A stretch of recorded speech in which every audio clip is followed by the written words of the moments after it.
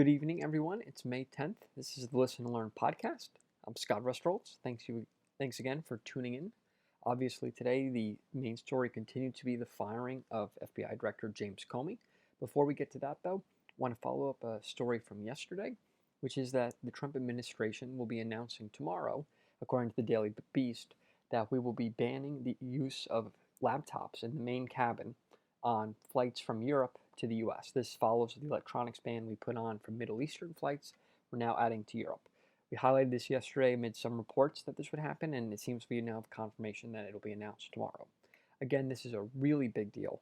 It speaks of the fact that the DHS sees that there must be some credible threat they're deeply concerned about, because you can be certain Europe lobbied very hard against this ban, as it could significantly deter business travel, even some leisure travel, and speaks to the fact that they don't have their terror or refugee system under control at all.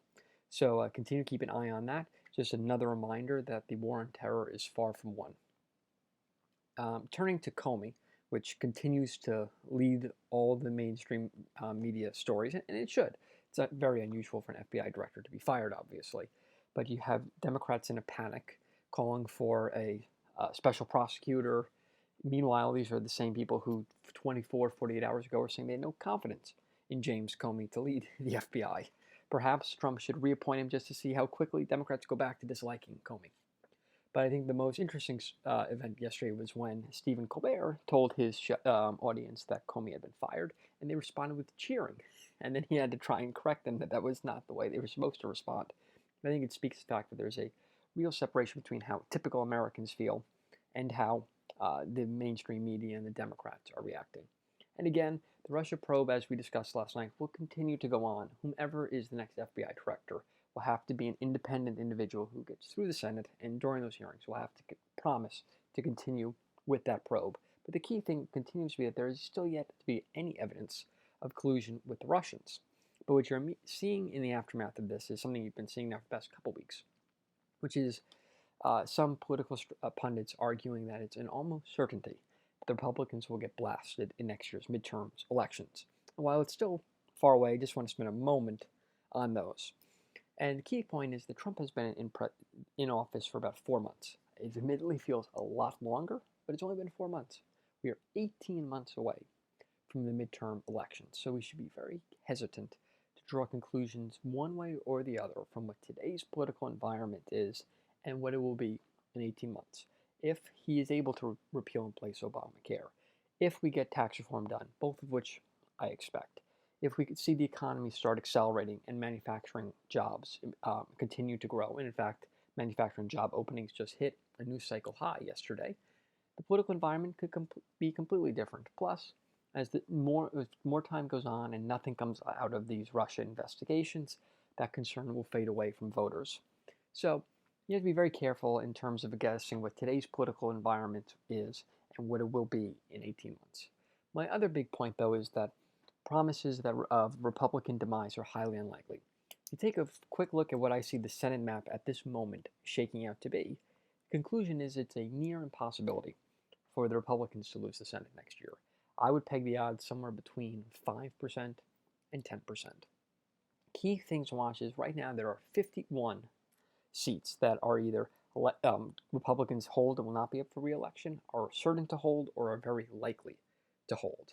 And that's just because the 2012 map, the Democrats had a very good year, so Republicans are defending a very little territory.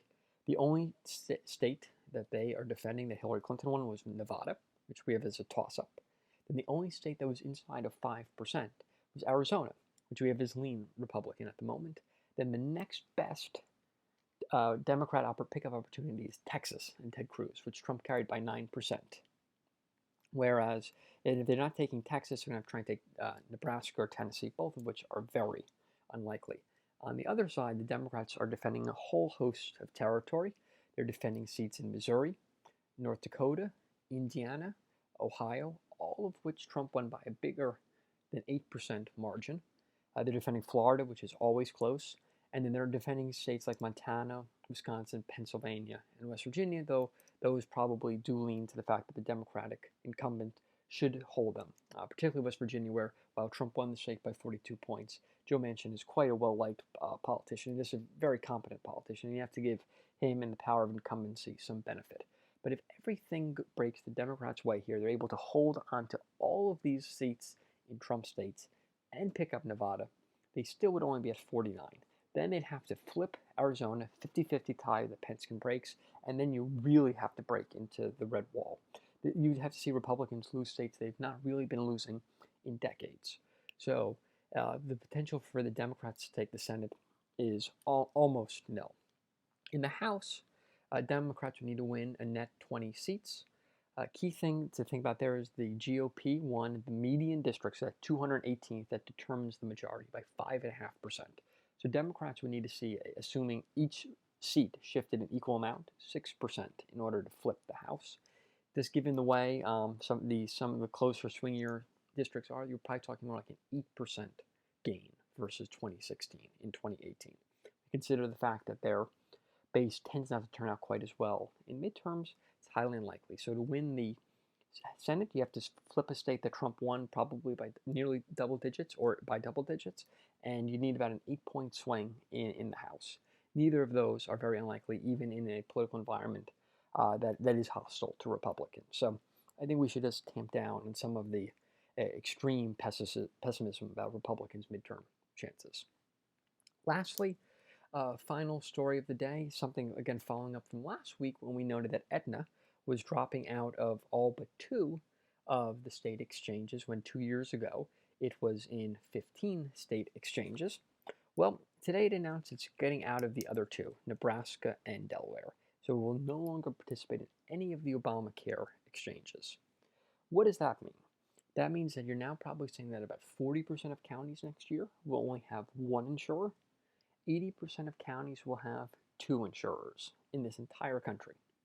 That is an Obamacare death spiral that underlines just how important it is that the Senate move aggressively to repeal and replace Obamacare, because it is hurting consumers, it's leading to higher premiums, less competition, and with more and more insurance companies dropping out of these exchanges, you're in a situation where premiums could really skyrocket for a lot of Americans next year, and Congress needs to act and fulfill a 7-year promise to avoid that from happening.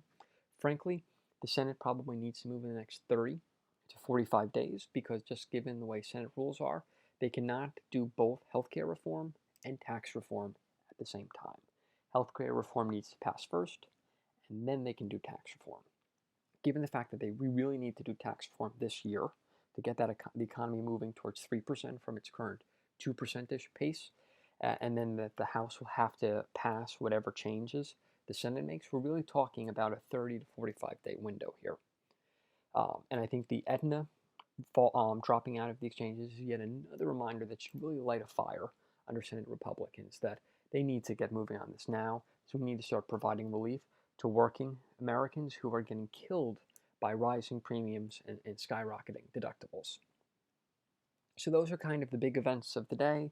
Travel, the electronics ban, there's continued fallout of Comey, but again, we encourage you to listen to last night's podcast, where much of this is ado about nothing, frankly, where the Russia probe's not coming to an end, and we have to at least wait to see until who Trump picks to replace James Comey. And again, I would continue to urge him to go with an independent figure like a Ray Kelly, who's also very tough on terror. And the electronics ban is a reminder that we need an FBI director who's an expert in anti-terror policy.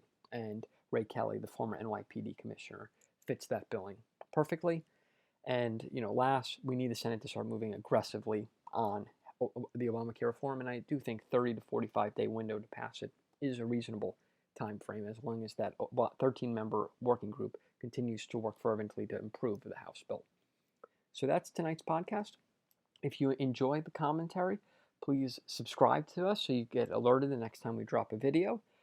Like the video and share with your friends. You can also follow us on Facebook at the Listen and Learn Podcast, and follow me on Twitter at Read and Learn. Thank you very much, and have a great night.